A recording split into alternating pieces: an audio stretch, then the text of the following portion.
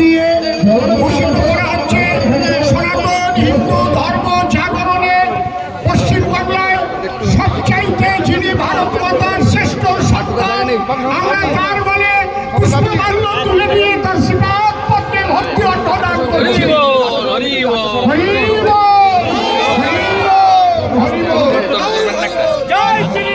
হরে কৃষ্ণ হরে কৃষ্ণ কৃষ্ণ কৃষ্ণ হরে হরে হরে রাম হরে রাম রাম রাম হরে সবাই বলছি যে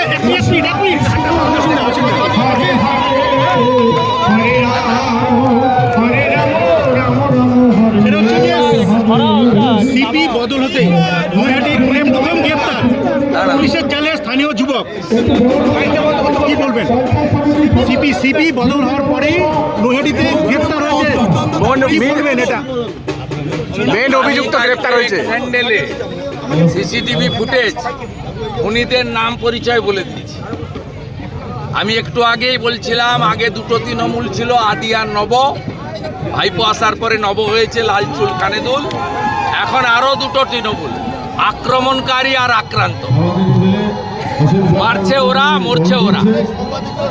বিজেপির কোনো দরকার নেই, বিজেপির লোকরা এসব করে না। আমরা হিন্দুরা, সনাতনীরা আমাদের বন্দুক হাতে ধরার কোনো দরকার নেই। ইট পাথর আমরা ছুড়ি না, আমরা ফুল ছুড়ি।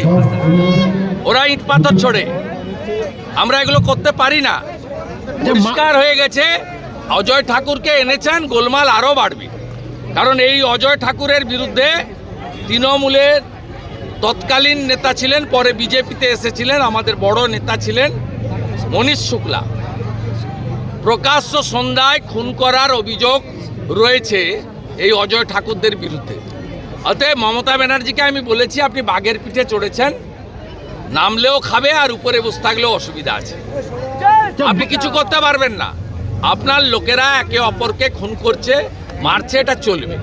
আপনি অলোক রাজরিয়াকে দোষ দিয়ে অজয় ঠাকুরকে এনে কোনোটাই সমাধান হবে না। আচ্ছা, মালদায় অল্পের জন্য রক্ষা পেলেন সাবিত্রী মিত্র।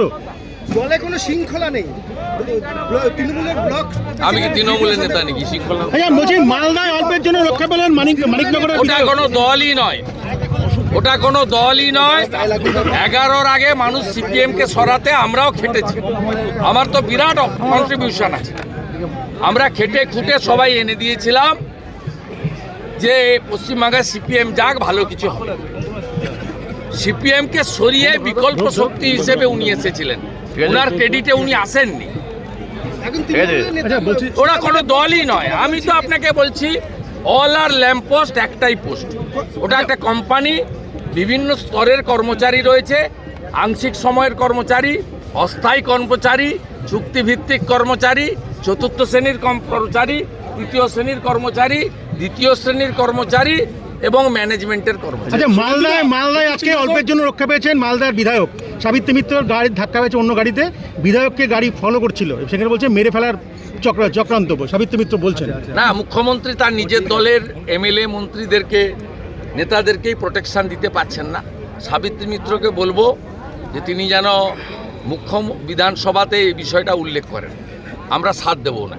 আচ্ছা, বানতলা লেদার কমপ্লেক্সে কেএমডিএ কাণ্ডে, ভূপতিনগর বিস্ফোরণ কাণ্ডে এনআইএ পঞ্চানন ঘড়ুই বলে আরো এক ব্যক্তিকে গ্রেফতার। তৃণমূলের নেতা এবং বড় মাল বাড়িতেই তো পালিয়ে গেছিল, ধরে নিয়ে এসছে। বড় মাল অনেকদিন ধরে কেএমডিএতে 3 শ্রমিকের মৃত্যু হয়েছে লেদার কমপ্লেক্সে। কেএমডিএতে হ্যাঁ, 2জন মুসলিম, আরেকজন নন মুসলিম, গরিব মানুষ। এদের কাজই হচ্ছে গরিবদেরকে মারা।